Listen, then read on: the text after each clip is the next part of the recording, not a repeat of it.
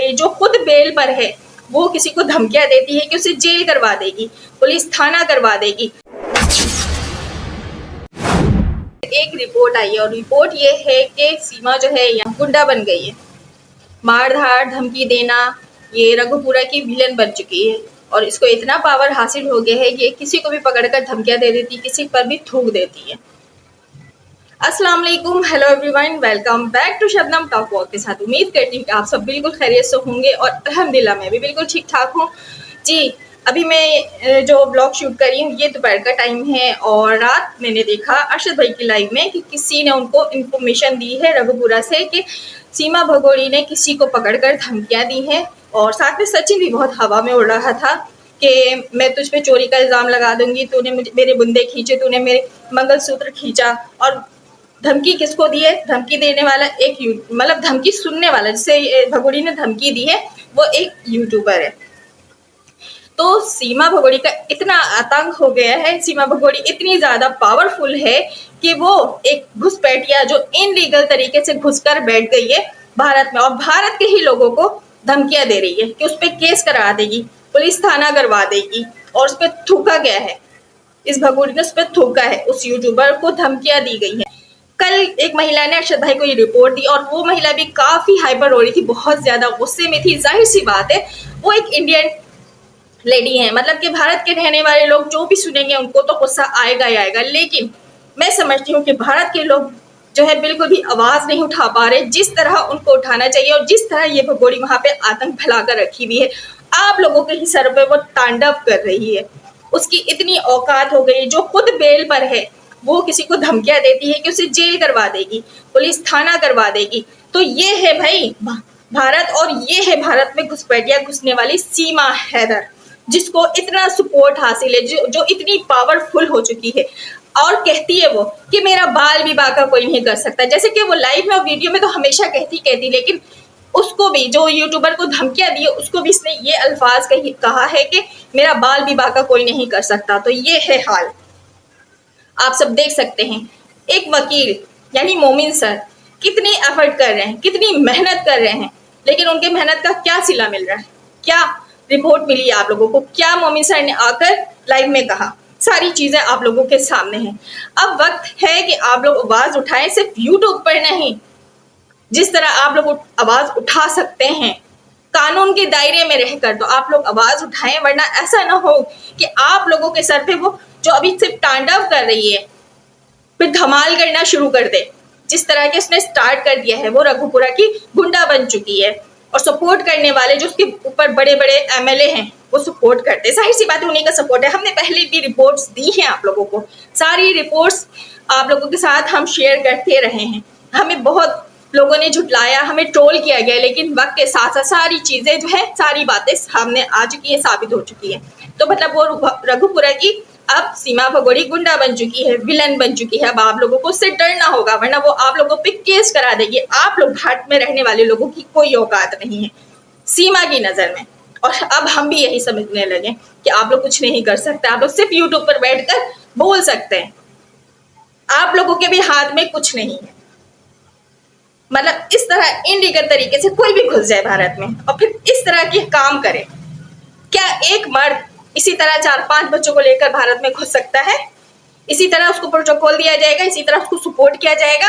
नहीं, बिल्कुल भी नहीं। ये एक पाकिस्तानी महिला है, इसलिए इसको इतना सपोर्ट हासिल है, इसलिए इसको इतना सपोर्ट मिला जा रहा है, प्रोटोकॉल दिया जा रहा है। अब ये बैठकर धमकियां देती है कि पुलिस थाना ये करवा देगी, केस करवा देगी, जो खुद इनलीगल तरीके से घुसकर बैठी, जिसपे 10 केस चल रहे हैं, वो अब कराएगी भारतीय लोगों पर केस। किसी पे भी करा सकती है, उसको इतनी सहूलत हासिल है। कोई भी उसके इशारे पर नाच सकता है, चुटकी चुटकी बजाकर वो नचा रही है भारत के लोगों को, जो उसके चाटुकार हैं, नाच रहे हैं।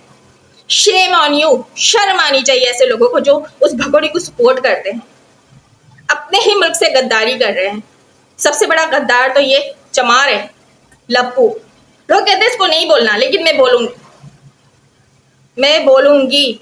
मैं तो इससे भी बुरा बोलती, लेकिन मैं लिमिट में रह के फिर भी बोलती हूँ, क्योंकि मैं गालियां नहीं देती। गालियां देने पर आ जाऊं तो बहुत बहुत सी गालियां हैं, गालियों में कुछ नहीं रखा। अल्फाजों से इंसानों को मारना चाहिए। सो मैं मार रही हूँ और यहाँ पे इस भगोड़ी पे रिएक्शन दे रही हूँ। सो मैं देती रहूंगी रिएक्शन और इंसाफ मांगती रहूंगी 4 बच्चों के लिए। 4 बच्चों का इस्तेमाल करते हुए इस तरह आपके सर पर स्टैंड कर रही है। आपके भारत में धमाल मचाकर उस औरत ने रख दिया है। किसी को भी पकड़कर धमकियां दे देती है, किसी को भी 10 गुंडे भिजवा कर पिटाई करवा देती है। ये है, वो कहती है, डंके की चोट पर कहती है कि उसका बाल विवाह का कोई नहीं कर सकता। और जो लीगल तरीके से जा रहा है उसको धमकियां दी जाती है कि कदम नहीं रखेगा वो भारत में, उसको कदम नहीं रखना चाहिए, वो आतंकवादी है। 4 बच्चे के बाप को आतंकवादी का नाम दे दिया गया है। आएगा तो उसका गला काट दिया जाएगा, लेकिन इस भगोड़ी को सर पर बैठाया जाएगा। शर्म नहीं आती है ऐसे लोगों को उसको सपोर्ट करते हुए, जो अपने घर की नहीं हुई, जो अपने मुल्क की नहीं है, जो अपने शौहर की नहीं, अपने 4 बच्चों की नहीं, अपनी बहनों की नहीं हुई, वो सचिन चमार की हो गई है और मीना फैमिली की हो गई है और भारत की हो गई। कहती मेरा महान भारत। महान भारत में घुसकर धमाल जो कर रही है तो उस वक्त महान भारत याद नहीं आता इसको। इसने किसी से भी वफादारी नहीं की, लेकिन इस महान भारत से वो वफादारी करेगी। जो 40-45 साल पाकिस्तान में गुजार कर चली, जब ये सारी जिंदगी पाकिस्तान में गुजार रही थी तो इसका ख्याल नहीं आया कि इसके भारत में चले जाना चाहिए था। 45 साल बाद ये होश में आई कि पाकिस्तान एक अच्छा मुल्क नहीं है, भारत इसका महान मुल्क है, जो घुसकर बैठ गई है और आप ही भारतीय लोगों पर जुल्म ढा रही है। अभी तो स्टार्ट हुआ है, आगे आगे देखिए आप लोगों के साथ होता है क्या। बैठाइए उसको सरों पर और बड़े बड़े लोगों को बोलिए उसको सपोर्ट करने के लिए। असल में सपोर्ट तो उसको इसके नाम पे किया जा रहा है ना, पाकिस्तान के नाम पे, कि वो एक पाकिस्तानी महिला है। लेकिन हमारा कुछ नहीं जाएगा, हम तो सिर्फ 4 बच्चों के लिए यहाँ आवाज उठा रहे हैं। आगे वो किस नियत से वहां बैठी है, इतना सा एक टेलर उसने दिया है कि वो किसी को भी बैठकर धमकियां दे सकती है। तो आपको लग बता गया होगा कि अब उसकी जो सोर्स है वो कहाँ कहाँ तक है, वो क्या कुछ नहीं आगे करवा सकती है। अभी भी आप लोग होश में नहीं आएंगे, कभी नहीं आएंगे आप लोग होश में। आप लोग सिर्फ यूट्यूब पर बैठकर ये बोल सकते हैं, लीगल तरीके से आप लोग आवाज नहीं उठा रहे हैं।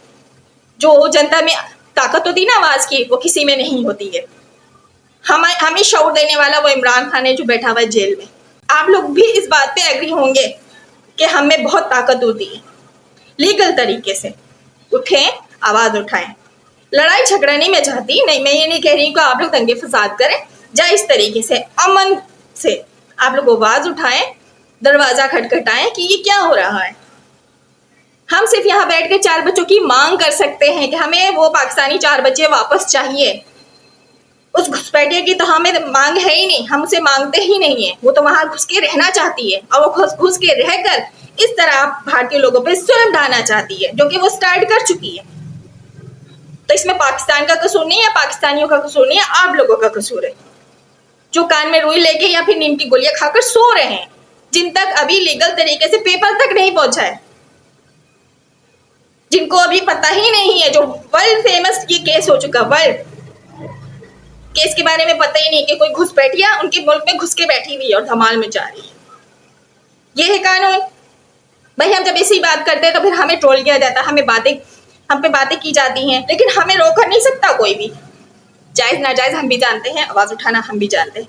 यूट्यूब पर ही सही, दूर रहकर ही सही, कम से कम आवाज तो उठा सकते हैं। 4 बच्चे हमारे हैं, हमें वापस कर दो। उसको आप लोग रखो अपने सर पर, डांस करवाओ, रंगी नाच करवाओ, रील्सें बनाओ और रात में आके सोया करो। इसीलिए तो वहां पे रखा जा रहा है ना, तो करो भाई, क्योंकि वो इस लायक ही है। जिस लायक जो होता है उसको वही मुकाम पर रखना चाहिए। अल्लाह पाक उसको अच्छे मुकाम पर पहुंचा चुका है। तो अब आप लोग का काम है उसको रखते हैं या फिर उससे सजा दिलवाते हैं। बस 4 बच्चे वापस कर दें, हमारी मांग है 4 बच्चे वापस कर दें। उन 4 बच्चों के लिए हम यहाँ पे आवाज उठा रहे हो, मजलूम बाप के लिए आवाज उठा रहे, जिसको कोई भी इंसाफ नहीं दे रहा है। मोमिन मलिक सर कितनी एफर्ट कर रहे हैं, कितने तरीके से जतन कर चुके हैं, वो भी हार रहे हैं। उनका कसूर नहीं है, हम उन पर इल्जाम नहीं लगा रहे। वो बहुत जतन कर चुके हैं, दिल जान लगा चुके हैं, लेकिन उनको भी रिजल्ट नहीं मिल रहा। वो भी अपने कानून से, वहां के निज़ाम से मजबूर है। तो ये है निज़ाम, हकीकत आपके सामने रखती हूँ। आज उसने एक बंदे को धमकी दी है, कल वो बैठकर पूरे भारत को धमकी देगी जब अपनी जड़ें फुल मजबूत कर लेगी, और वो कर रही है। जब आप लोगों को लग पता जाएगा ना कि ये निकली क्या है, ये है क्या चीज, तो शायद आप लोग होश में आएंगे, लेकिन फिर उस वक्त कोई फायदा नहीं होगा। 4 बच्चों के नाम पर ही वहां पे बैठकर हाउस अरेस्टिंग के नाम पर आप लोगों के सर पे तांडव कर रही है, जबकि वो अरेस्ट बिल्कुल भी नहीं है। मीना फैमिली भी अरेस्ट नहीं है। इतने सारे केस होने के बावजूद भी कोई सुनवाई नहीं है, केस पे कोई भी नहीं, कचरे की चाल चल रहा है। जाहिर सी बात है, साल जिस तरह गुजरेंगे हैदर वहां पहुंचेगा नहीं, केस को क्लोज कर दिया जाएगा और केस में कमजोरी आ रही है इस तरह। और ये जो केस है फेवर में जा रहा है सीमा के, जो कि वो चाहती है, जो कि हो रहा है, क्योंकि अभी तक हैदर भाई भारत नहीं पहुंचे, जबकि हमें मुतमईन कराया है मोमिन सर ने कि 101% भारत आएगा। हैदर कब आएगा? इन सवालों के जवाब अगर आपके पास है तो आप सब हमें कमेंट्स बॉक्स में आकर जरूर जवाब दीजिएगा। मुझे इंतजार रहेगा। अपना ढेर सारा ख्याल रखिए। इजाजत दीजिए। अल्लाह हाफिज।